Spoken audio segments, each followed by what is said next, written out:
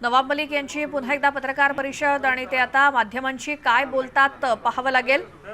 रोजच्या रोज पत्रकार परिषद नाही तर ट्वीट करून आप लोगों से संवाद साधते समय जो एक एनसीबी के अधिकारी का पत्र मुझे प्राप्त हुआ था, हमने वो पत्र अपने कवरिंग लेटर के साथ डीजी एनसीबी को भेजा है।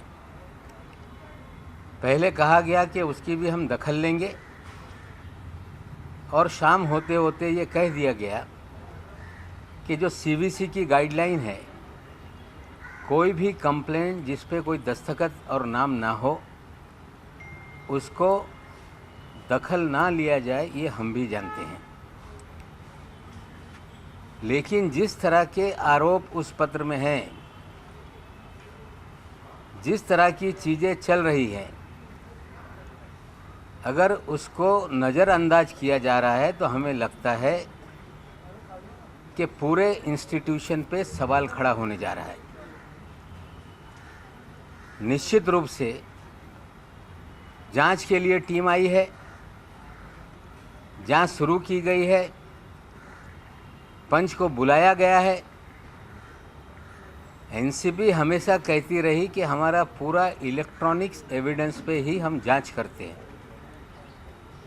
जिस तरह से प्रभाकर साली ने सारी घटनाक्रम को एफिडेविट द्वारा, वीडियो द्वारा उल्लेखित किया है, मैं मांग करता हूं जो आई है विजिलेंस कमेटी,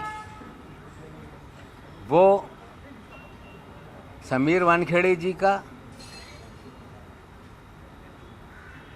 केपी गोसावी का और प्रभाकर का,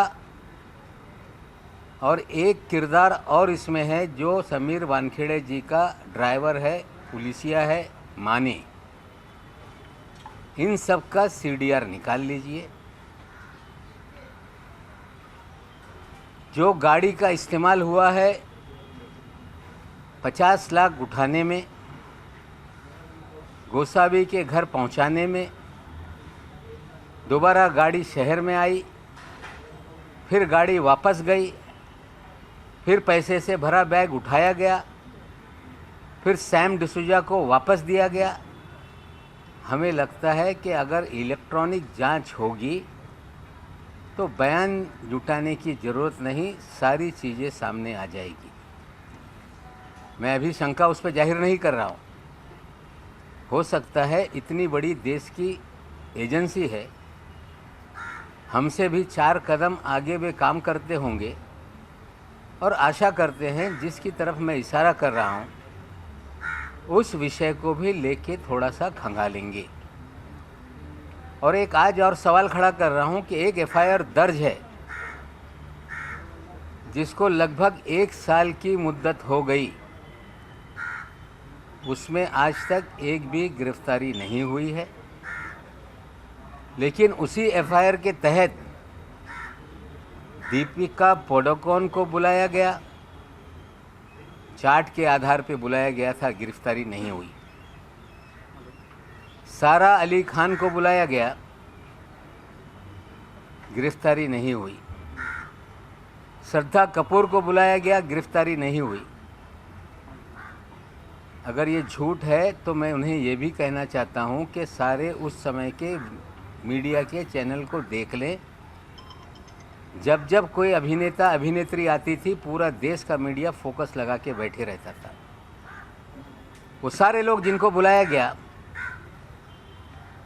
उनकी गिरफ्तारी नहीं हुई है, उसकी गहराई में जाइए।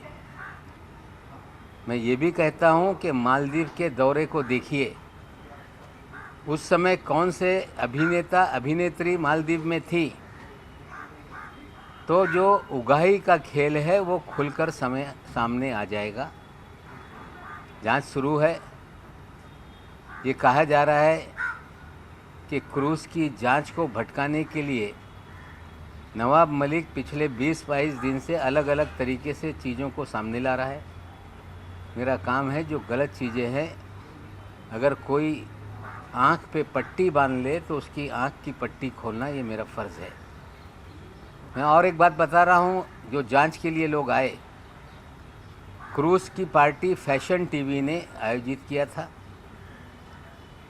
बिना किसी महाराष्ट्र सरकार की जानकारी के बिना कोविड प्रोटोकॉल होने के बावजूद कोई भी क्लियरेंस महाराष्ट्र पुलिस से, महाराष्ट्र के गृह विभाग से किसी भी तरह से कुछ नहीं लिया गया। सीधे डायरेक्टर शिपिंग से परमिशन लेके इसे परमिट किया गया। उस जहाज़ की क्रूज पार्टी में टारगेटेड लोगों की तस्वीरें देकर उन्हें ट्रैप किया गया। लेकिन मेरी जानकारी है कि एक अंतर्राष्ट्रीय ड्रग माफिया उस पार्टी में था। उसकी एक माशूका भी है जो बंदूक के साथ थी,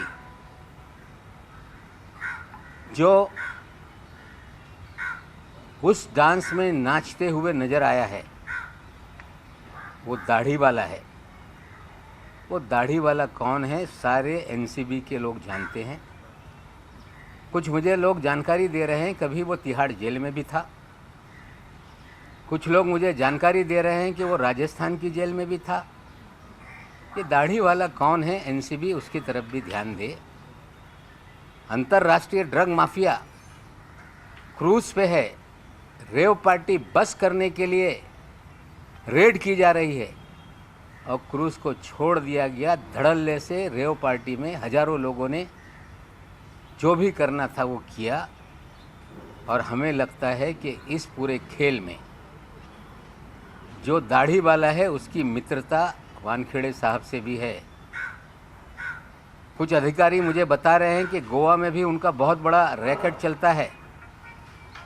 लेकिन जब छापेमारी की बात आती है, वानखेड़े साहब उस छापेमारी से भाग लेते रहे। मैं जो लोग आए हैं जांच करने के लिए, मैं सार्वजनिक रूप से उन्हें कहता हूं कि आप क्रूज की सीसीटीवी मंगाइए, हर कमरे का सीसीटीवी, सारे डांस की सीसीटीवी। और जैसे खंगालेंगे, दुनिया का एक बहुत बड़ा ड्रग माफिया उस पार्टी में था। उन्हीं लोगों ने ये पार्टी आयोजित की थी। खेल तो हो गया, लेकिन खेल का खिलाड़ी दाढ़ी लिए हुए क्यों घूम रहा है, इसका जवाब एनसीबी को देना पड़ेगा।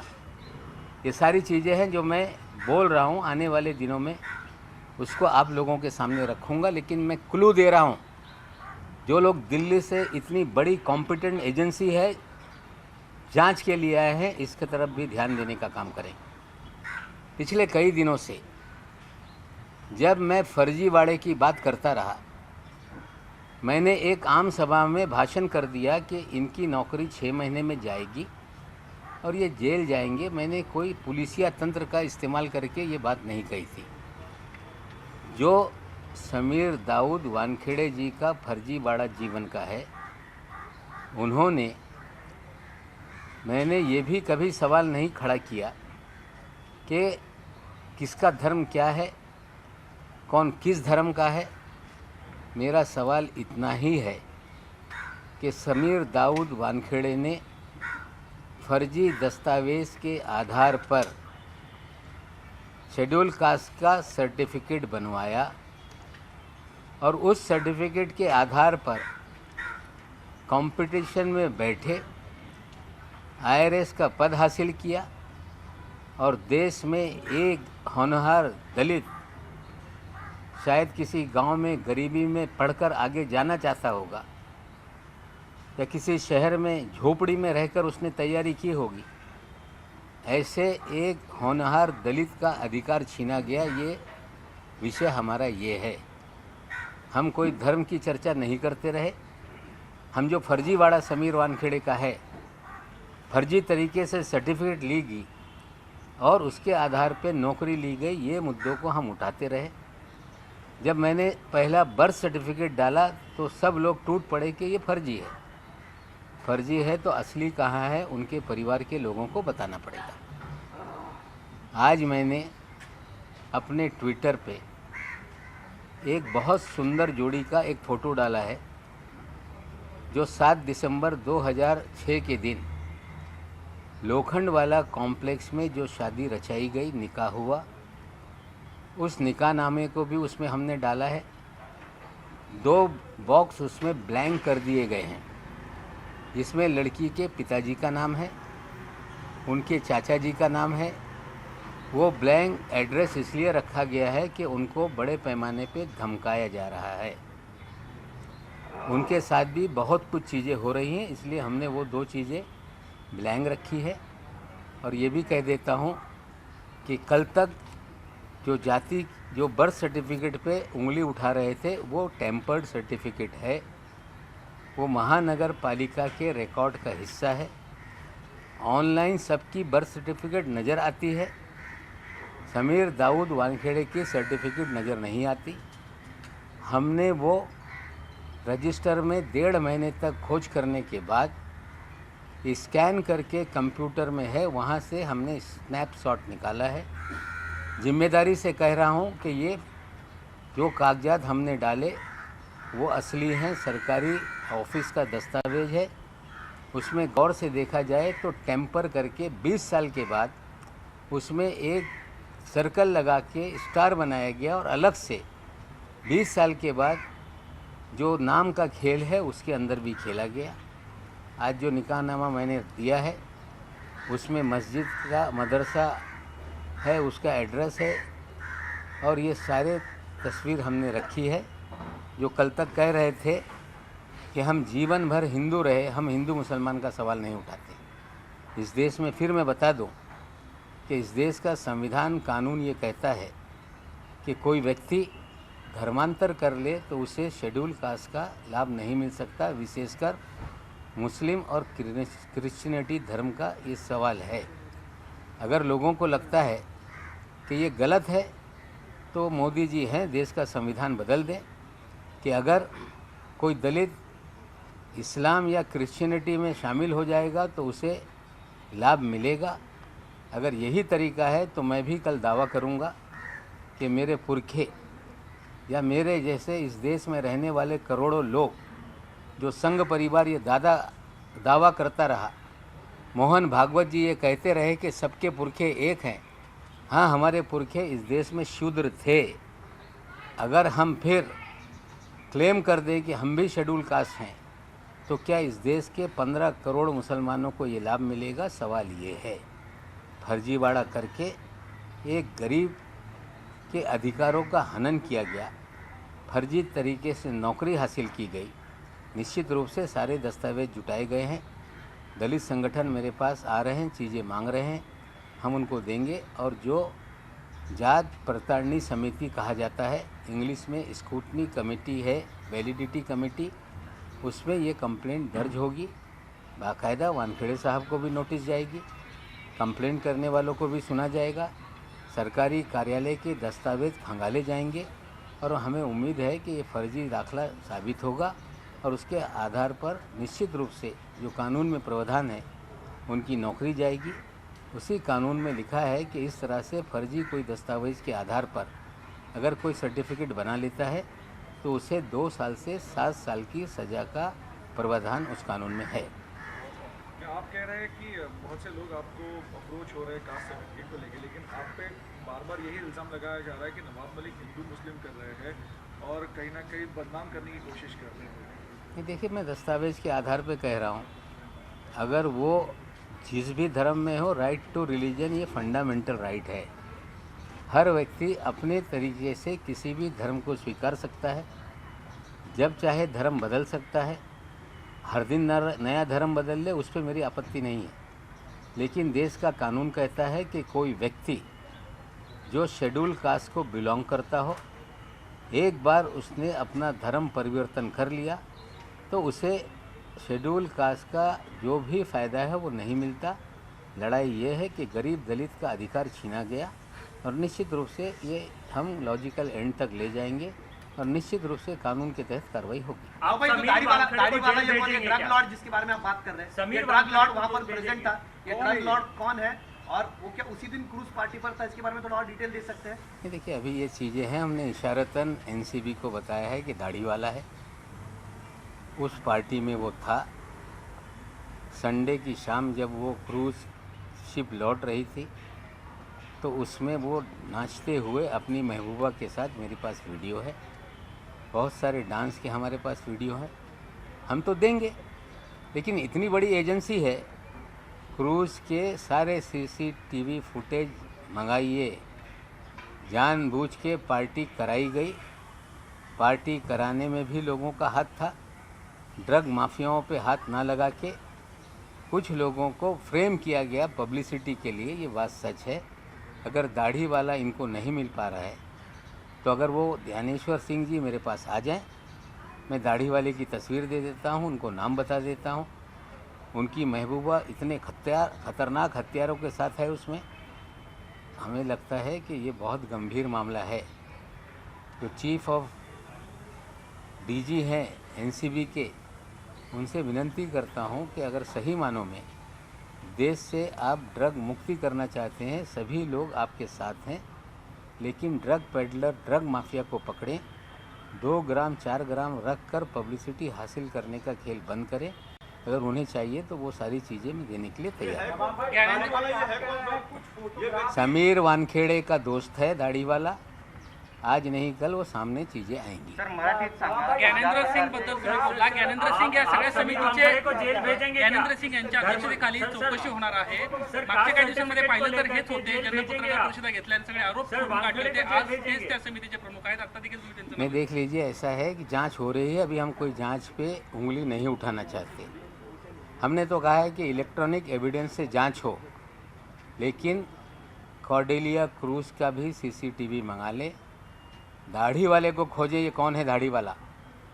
दाढ़ी वाले का नाम अगर उन्हें नहीं पता है तो अकेले में मैं बताऊंगा। अगर गंभीरता से नहीं लेते हैं तो सार्वजनिक चीज़ें करेंगे।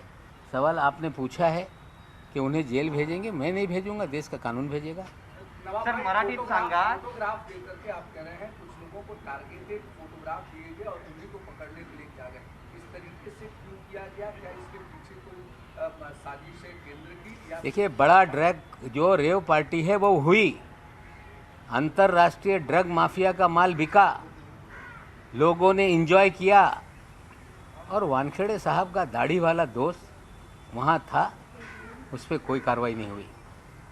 क्रूज को रोका नहीं गया, 1350 लोगों को स्कैन नहीं किया गया, गेट पे तस्वीर लेके कुछ लोगों को खड़ा कर दिया गया कि ये आएंगे, इन्हें आइडेंटिफाई कीजिए। इसका मतलब है ट्रैप लगा के लोगों को फंसाया गया। मैं पहले दिन से दावा कर रहा हूँ कि क्रूज पे छापेमारी नहीं हुई, वहाँ से कोई भी सीज़र इन्होंने नहीं दिखाया, टर्मिनस पे कोई सीज़र नहीं है। जो तस्वीरें वानखेड़े साहब ने जारी की हैं वो उनके कैबिन की हैं, वहीं से वो तस्वीरें फ्रेम करके लोगों को पब्लिसिटी लूट रहे हैं।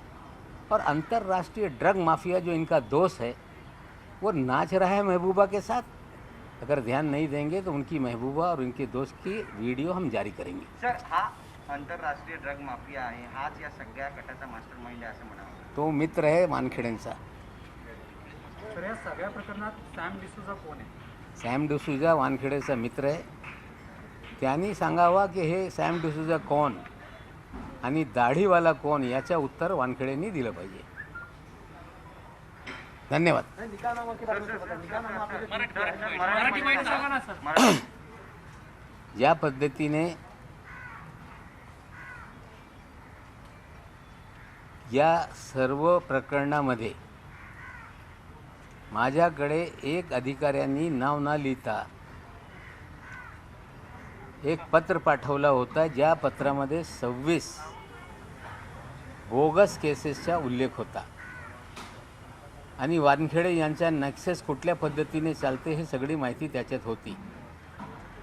एक जबाबदार नागरिक या नात्याने मी कालच जाहीर केला होता की हा पत्र मी DG NCBला पाठवणार आहे। सकाळी बातमी आली की त्या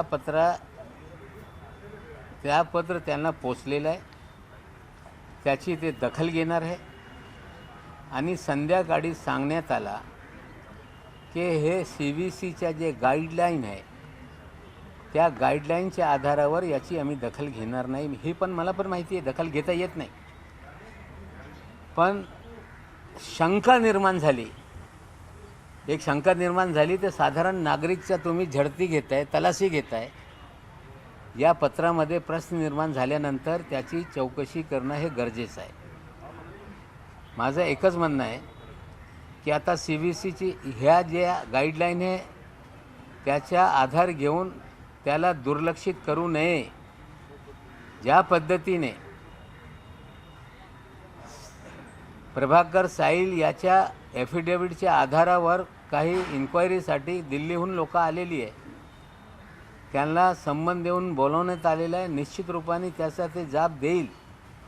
पण ॲफिडेव्हिटमध्ये जे सगळे पुरावे किंवा घटनाक्रम हे सगळा उल्लेख करण्यात आलेला आहे. NCB नेहमी दावा करते की इलेक्ट्रॉनिक पद्धतीने आम्ही हे तपास करतो आहे.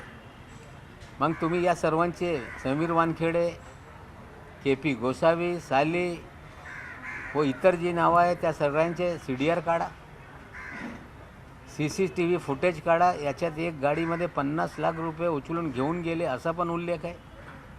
गोसावीच्या नवी मुंबईच्या घरात हे डिलेवरी करण्यात आला. पुन्हा त्याला बोलून पैसे परत देण्यासाठी गाडी पुन्हा गेली, परत पैसे घेऊन ट्रायडनच्या समोर गेली. तिथे सॅम डिसोजाच्या नावाच्या एक व्यक्तीने त्याला रिसीव्ह केला. जर आपण इलेक्ट्रॉनिक पद्धतीने गेलं तर हे जे काय परिस्थिती आहे ते स्पष्टपणे समोर येईल. पण मी जे लोक मुंबईत आलेले आहे या प्रकरणाची चौकशी करण्यासाठी मी त्यांना सांगू इच्छितो की कॉर्डेलिया क्रूजवर त्या दिवशी रेव पार्टी झालेली आहे. त्या पार्टीमध्ये एक आंतरराष्ट्रीय ड्रग माफिया फॉरेन नॅशनल होता, तो दाढीवाला आहे. त्यांनी रेव पार्टी तिथे चालवली आणि जाणून बुजून त्या रेव पार्टीला परवानगी नसताना, महाराष्ट्र सरकारने कुठली परवानगी या शिपला दिली नाही, कोविड असताना काही परवानगी मागितली नाही, DG शिपिंगच्या परवानगीने हा शिप सेल झाला. वानखेडेंनी त्याच्यातले 1350 लोकांची झाडझडती का घेतली नाही? 10, 12, 13 लोकांचे फोटो घेऊन गेटवर त्यांना का डिटेन करण्यात आला?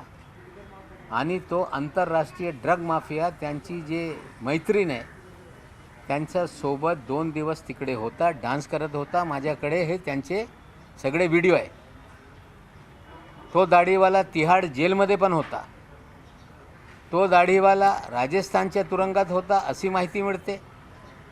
आता त्या दाढीवालाकडे लक्ष द्या. तो समीर वानखेडे यांचा मित्र आहे.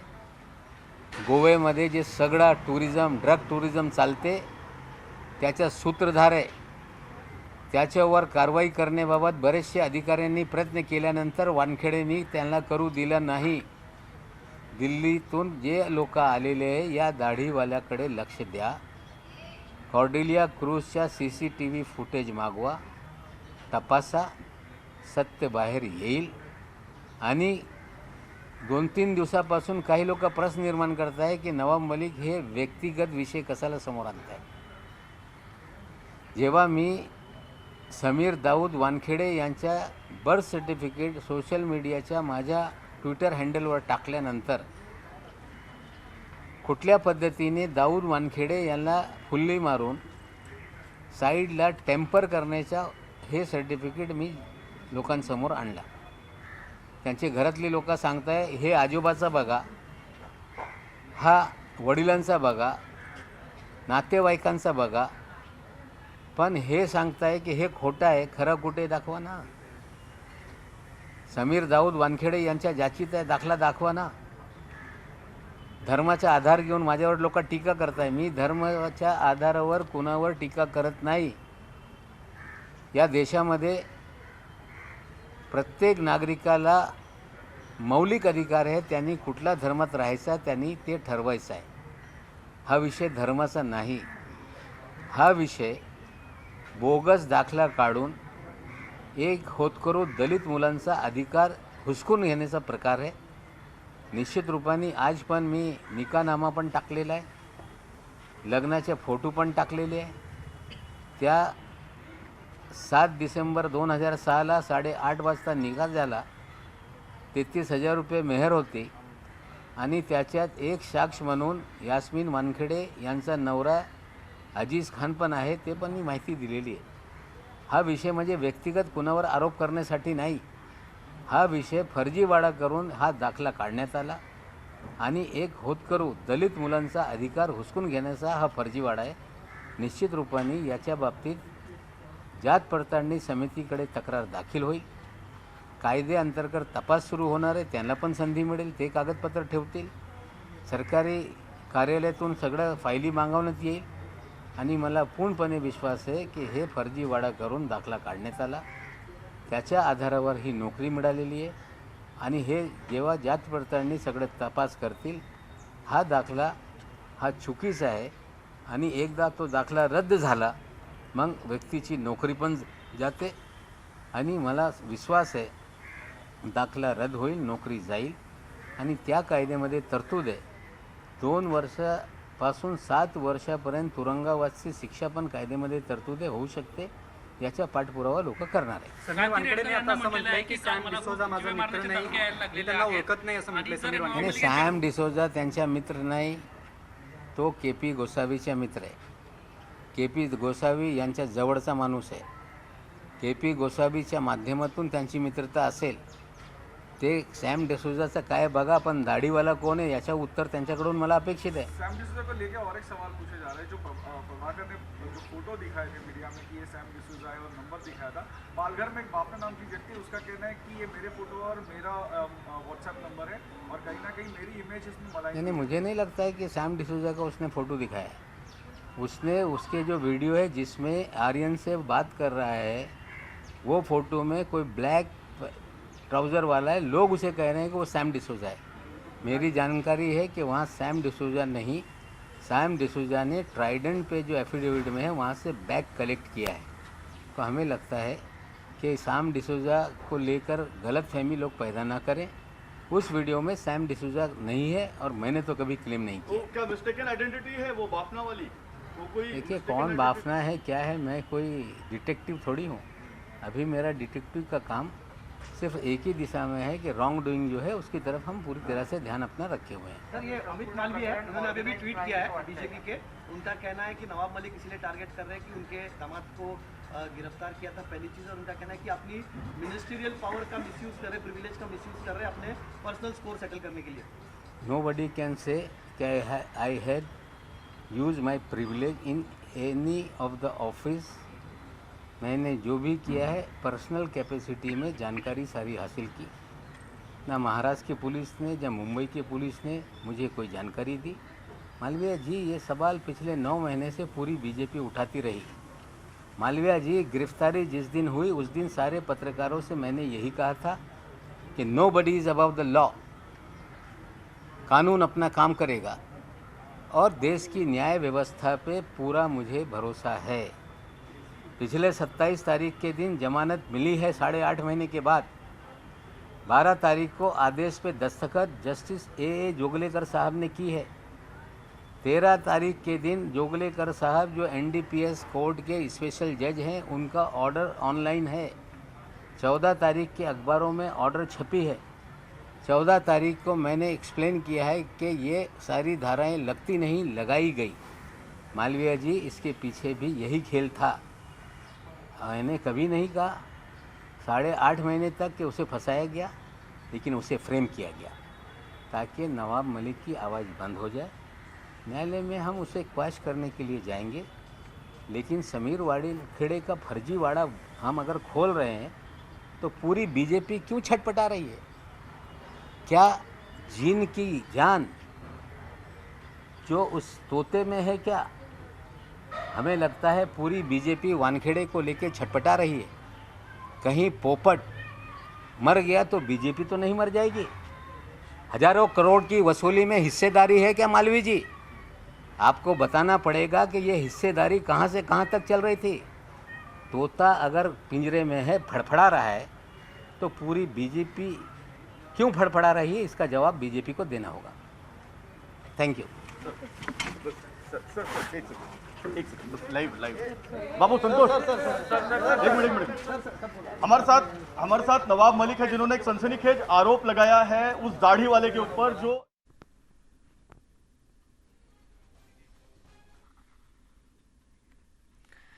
तर नवाब मलिक यांनी पत्रकार परिषद घेऊन पुन्हा एकदा सांगितलंय की येत्या काही दिवसांमध्ये आणखी काही गोष्टी मी समोर आणेन. मात्र आत्ता त्यांनी जे काही खुलासे केलेले आहेत की ज्या क्रूज वरती पार्टी सुरू होती त्यामध्ये व्यक्ती नेमके कोण होते, समीर वानखेडेंचे ते मित्र आहेत, हे वानखेडेंनाच प्रश्न विचारा. आणि हे सगळे मुद्दे आपण नवाब मलिकांच्या पत्रकार परिषदेतले ऐकले. एक छोटासा ब्रेकनंतर स्वागत. मुद्दा महाराष्ट्राचा मध्ये क्रूज केस प्रकरणी आता आणखी एक नवी माहिती समोर आली आहे. ती म्हणजे प्रभाकर साईलनं गेल्या काही दिवसांपूर्वी दाखवलेल्या फोटोतली व्यक्ती हा सॅम डिसूजा नसल्याचा दावा करण्यात आलाय. हैनिक भरत बाफना नावाच्या व्यक्तीनं या संदर्भात खुलासा केलाय.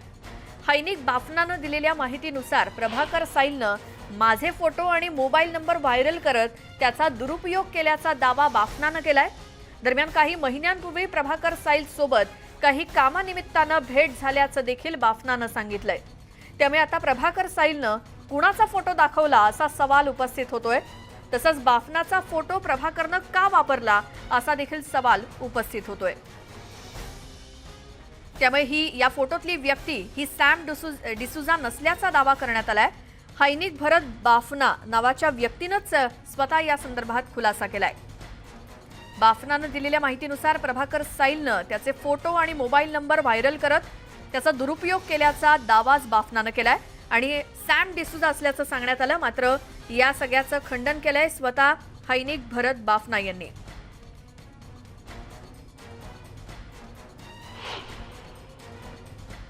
या प्रकरणातले सगळे बारीक सारीक अपडेट आपण घेत राहणार आहोतच. मात्र वेळ झाली एका छोट्याशा ब्रेकची. पाहत राहा न्यूज 18 लोकमत.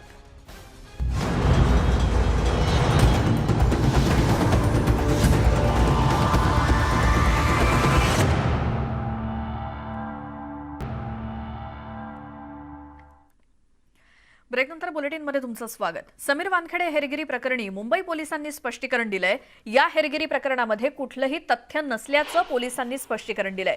वाहन चोरी प्रकरणी ओशिवरा पोलीस वारंवार स्मशानामध्ये जात असल्याचं पोलीस महासंचालकांनी स्पष्ट केलं. वानखेडेंचे स्मशानात जात असतानाचे सीसीटीव्ही फुटेज ताब्यात घेतले गेले. वानखेडे यांच्या आईचं 2015 मध्ये निधन झालंय. तेव्हापासून ते या ठिकाणी जात असतात असं सांगितलं जातंय. गेल्या काही दिवसांपासून मुंबई पोलिसांचे पोलीस पाळत ठेवत असल्याची तक्रार मुंबई पोलिसांच्या अधिकाऱ्यांना एनसीबीच्या अधिकाऱ्यांनी केलेली होती. मात्र वानखेडे यांनी केलेल्या आरोपांमध्ये तथ्य नसल्याचं संजय पांडे यांनी म्हटलंय.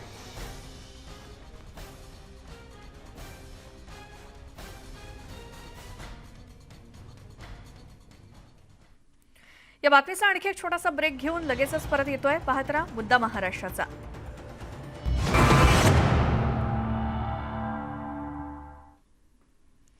ब्रेकनंतर स्वागत. आणि आता पुढची बातमी आहे. जलयुक्त शिवार योजनेला जलसंधारण विभागानं क्लीन चिट दिली आहे.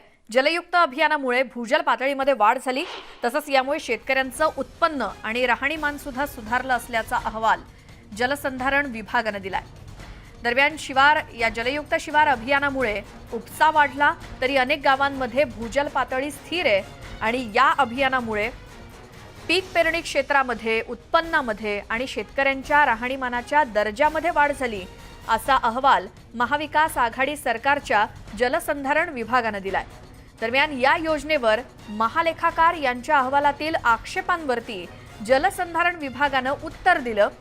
नागपूर, बुलढाणा, पालघर, अहमदनगर, सोलापूर आणि बीड या 6 जिल्ह्यांमधील जलयुक्त शिवार योजनेच्या 1,76,284 कामांपैकी 58,738 कामांचं मूल्यमापन करून हा अहवाल देण्यात आलाय. जिल्हाधिकाऱ्यांच्या अध्यक्षतेखालील समित्यांनी दिलेल्या अहवालाचा यासाठी आधार घेण्यात आलाय.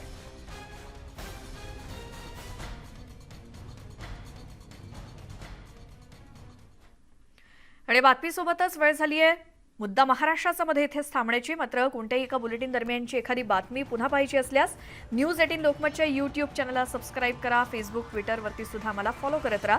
बातम्यांच्या सगळ्या अपडेट्ससाठी पाहत राहा न्यूज 18 लोकमत.